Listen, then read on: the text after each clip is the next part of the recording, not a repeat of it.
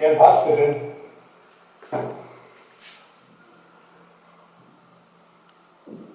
Kann man sich fast nicht mehr vorstellen. Aber das war eine Grenze. Ein Grenzübergang mitten in Deutschland. Die Grenze zwischen der Bundesrepublik und der DDR. Bis 1989 existierte diese Grenze. Irgendwo da hinten war sie. Die innerdeutsche Grenze. Heute kann man sie nicht mehr sehen. Damals, da hat man überall diesen braunen Streifen gesehen und nachts die Lichter der Grenzanlage. Auf unserem Weg durch Deutschland sind wir im Eisfeld angekommen, genauer im Untereisfeld. Die Region liegt etwa 100 Kilometer südlich von Hannover, nahe dem Harz. Die Region Eisfeld war von 1945 bis 1989 durch die Grenze in Ost und West geteilt. Wir sind jetzt nahe der Stadt Duderstadt. Und hier steht an der Straße dieser Gedenkstein, der an diese Trennung erinnert. Und das sind die Eisfeldkonturen. Der untere Teil, das ist das Obereisfeld und oben sieht man das Untereisfeld. Da hinten sieht man noch einen Grenzturm und ein wenig Grenzstreifen. Das gehört zu einem Museum, dem Grenzlandmuseum Eisfeld. Es gab mehrere Grenzübergänge zwischen der Bundesrepublik und der DDR. Auf der Karte sind sie eingezeichnet. Rot eingekreist, das ist der Grenzübergang Duderstadt-Worbis. So sah der Grenzübergang Duderstadt-Worbis im Sommer 1989, also kurz vor der Grenzöffnung, aus. Und so sieht es heute ja aus.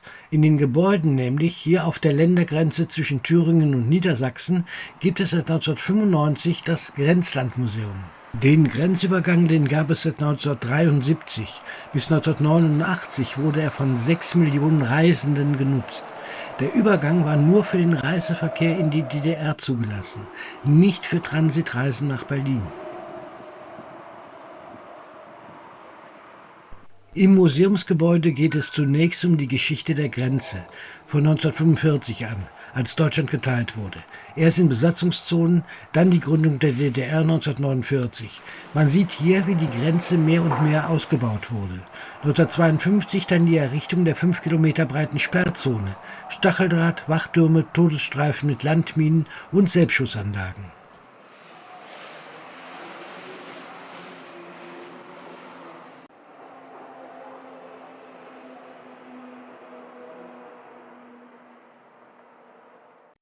Hier sind Beispiele aufgebaut. Suchscheinwerfer, Zaun, Mauer.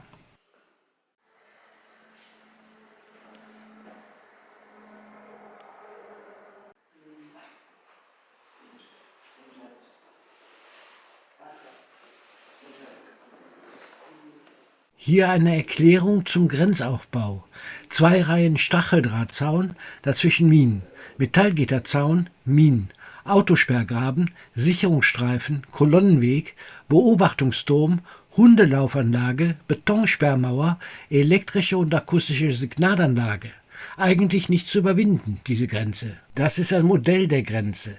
Das Gebiet der DDR begann schon vor dem Zaun, vor der farbigen Markierungssäule. Ich selbst habe es erlebt, wenn die Grenzsoldaten vor dem Zaun, also noch auf DDR-Gebiet, standen und von dort Spaziergänger im Westen beobachteten.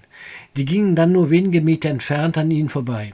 Das war auf einem Spazierweg nahe der Burg Hanstein, wo ich das in den 1970er Jahren erlebt habe. Der Grenzübergang in Duderstadt-Worbis, 1973 gebaut.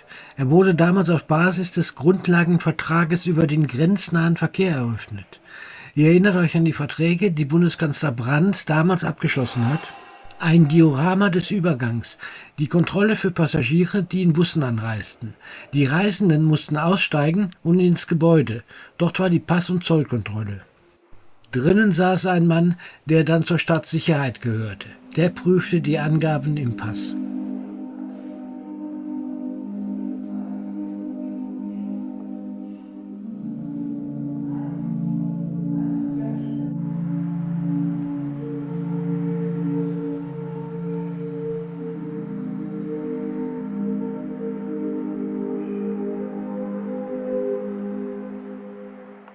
Man kann hier im Museum selbst so eine Passkontrolle durchlaufen.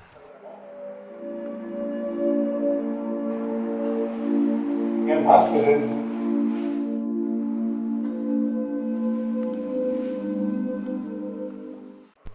Ja, und so sah sein Arbeitsplatz aus.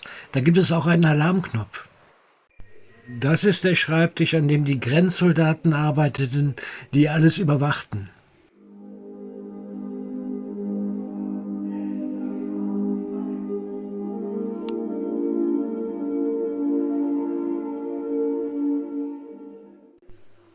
Die Waffenkammer hier im Gebäude. Da lagerte man die Waffen. 1952 wurde das 5 Kilometer breite Sperrgebiet an der Grenze errichtet. Da durften sich auch Einwohner nur mit Genehmigung noch weitflächiger bewegen. Selbst zur Arbeit auf dem Acker brauchte man einen speziellen Ausweis. Wer dem Regime nicht passte, wurde von hier ins Landesinnere umgesiedelt. Tausende als politisch unzuverlässig eingestufte Bewohner der Sperrzone wurden zum Beispiel in der Aktion Ungeziefer zwangsweise ins Landesinnere umgesiedelt. Um einer Zwangsumsiedlung zu entgehen, ist auch mal ein halbes Dorf geschlossen in den Westen geflüchtet.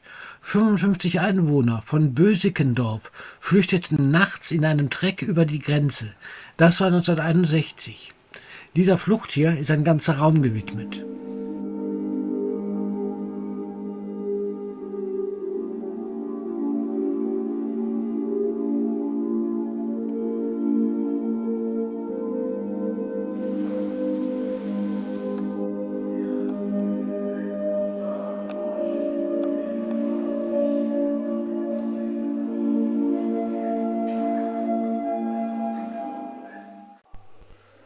Mit der Zeit, ab Mitte der 1980er Jahre, wuchs der Widerstand gegen das Regime der DDR.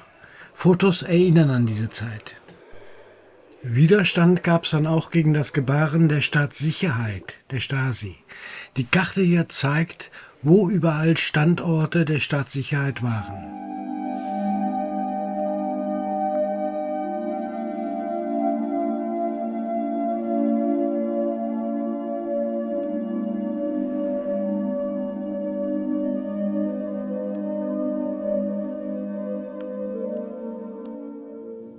Dann der Erfolg der friedlichen Revolution, die Grenzöffnung. Ich selbst habe diese aufregenden Monate hier damals im Eisfeld miterlebt. Ich war nämlich beruflich hier unterwegs. Es war eine unglaublich aufrührende Zeit, eine, die man nie vergisst.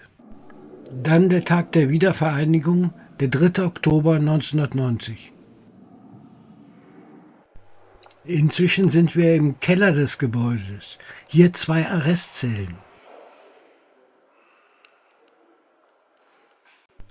Daneben ist in einem Raum ein Konsum, also ein DDR-Supermarkt, mit Waren nachgestellt.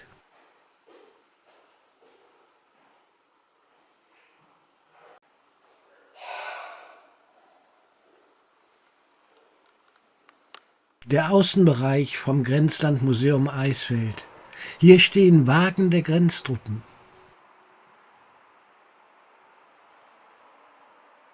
Ein umgebauter Trabi ist natürlich auch dabei. Ein LKW der Grenztruppen. Mit solchen LKW habe ich in den 1970er Jahren öfter Grenzsoldaten über den Kolonnenweg hinter der Grenze zu Baustellen am Zaun fahren sehen. Ja, und das ist ein Hubschrauber, der vom Bundesgrenzschutz genutzt wurde. Hier auf dem Gelände gab es eine jahrhundertealte Mühle. Die hat man abgerissen, nur der Mühlturm, den ließ die DDR stehen und man nutzte ihn als Kommando- und Kontrollturm. Drinnen gibt es zunächst mal eine Unterkunft der Grenzsoldaten, sehr spärlich. Der Mühlturm diente der direkten Überwachung der Grenzübergangsstelle. Hier liefen auch die Signal- und Steuerungsleitungen zusammen.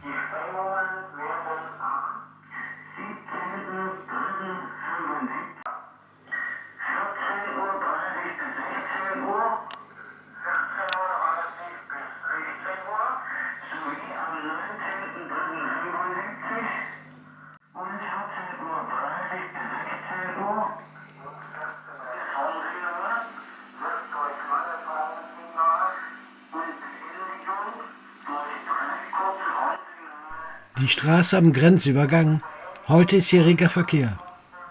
Und so haben die Grenzsoldaten im Kontrollturm den Übergang gesehen. Das, was man da hört, ist Original-Funkverkehr, der hier abgespielt wird.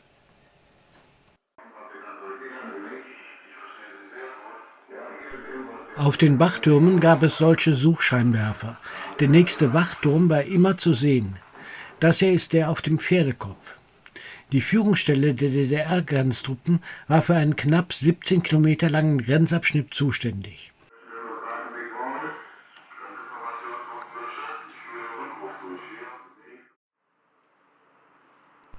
Das hier ist das Gebäude für die Zollkontrolle. Und das hier sind Dokumente, die ausgefüllt werden mussten.